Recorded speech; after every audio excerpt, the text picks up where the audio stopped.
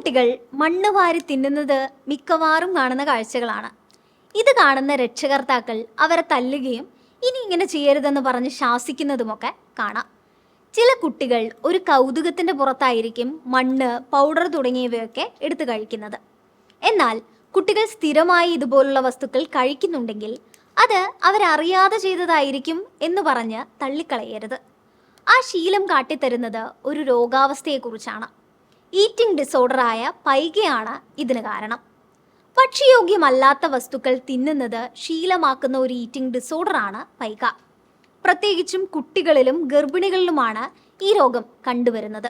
കൂടാതെ autism spectrum disorder, schizophrenia തുടങ്ങിയ പ്രശ്നങ്ങളുള്ളവരെയും ഈ രോഗം ബാധിക്കാമെന്നാണ് പറയുന്നത്.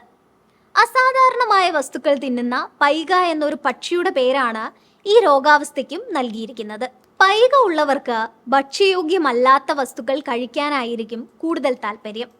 ചാരം, ചോക്ക്, മണ്ണ്, പൗഡർ, മുടി, നാരുകൾ, ഐസ്, പേപ്പർ, മൃഗങ്ങൾക്കുള്ള ഭക്ഷണങ്ങൾ, സോപ്പ് തുടങ്ങിയവയൊക്കെ കഴിക്കാനായിരിക്കും ഇക്കൂട്ടർ പൊതുവെ ഇഷ്ടപ്പെടുന്നത്.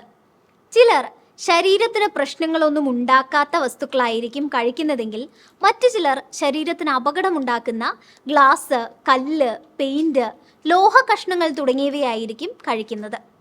ഉപദ്രവകാരിയായ ഒരു രോഗാവസ്ഥയല്ല ഇതെങ്കിലും കഴിക്കുന്ന വസ്തുക്കൾ ചില സന്ദർഭങ്ങളിൽ വിഷബാധയ്ക്ക് വരെ ഇടവരുത്താൻ സാധ്യതയുണ്ട്. ഇരുമ്പ്, സിങ്ക്, കാൽസ്യം തുടങ്ങിയ ധാതുക്കളുടെ കുറവാണ് പൈകയ്ക്ക് കാരണമായി പറയുന്നത്. ഇരുമ്പിന്റെ കുറവ് മൂലമുണ്ടാകുന്ന വിളർച്ചയാണ് ഗർഭിണികളിൽ പൈക എന്ന രോഗാവസ്ഥ ഉണ്ടാക്കുന്നത്. അതുപോലെ ചില മരുന്നുകളും പൈകയ്ക്ക് സമാനമായ അവസ്ഥയിലേക്ക് നയിക്കുമെന്നും പറയുന്നുണ്ട്. മണ്ണും മറ്റും തിന്നുന്ന ശീലമുള്ളവരിൽ പാരസൈറ്റ്, ഫംഗി, ബാക്ടീരിയ, വൈറസ്, അണുബാധകൾ ഉണ്ടാകാനുള്ള സാധ്യതയുണ്ട്.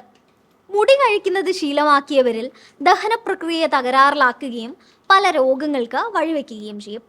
അതിനാൽ പ്രതിരോധശേഷി കൂടാൻ സിങ്ക് അടങ്ങിയ ഭക്ഷണങ്ങൾ ആഹാരക്രമത്തിൽ ഉൾപ്പെടുത്തി നൽകേണ്ടതാണ്. അനീമിയ, വിരശല്യം, മലബന്ധം, അണുബാധ, ഇലക്ട്രോലൈറ്റ് അസന്തുലിതാവസ്ഥ, ചെറുകുടലിലെയും വൻകുടലിലെയും തടസ്സങ്ങൾ തുടങ്ങിയവയാണ് ഇതിൻ്റെ പ്രധാന ലക്ഷണങ്ങൾ. നിങ്ങളുടെ കുട്ടിക്കോ ഗർഭിണികളായവർക്കോ ഭക്ഷ്യയോഗ്യമായവ കഴിക്കാൻ കഴിയുന്നില്ലെങ്കിൽ ഉടൻ തന്നെ ഡോക്ടറെ കാണേണ്ടതാണ്. തെറാപ്പികളിലൂടെയും മറ്റും ഈ ശീലം ഒഴിവാക്കാൻ സാധിക്കുമെന്നാണ് വിദഗ്ധർ പറയുന്നത്. അതുകൊണ്ട് തന്നെ ഗുരുതരമായ പാർശ്വഫലങ്ങൾ ഒഴിവാക്കാൻ ചികിത്സ സഹായിക്കും. മറ്റൊരറിവുമായി വീണ്ടും കാണാം. Thanks for watching.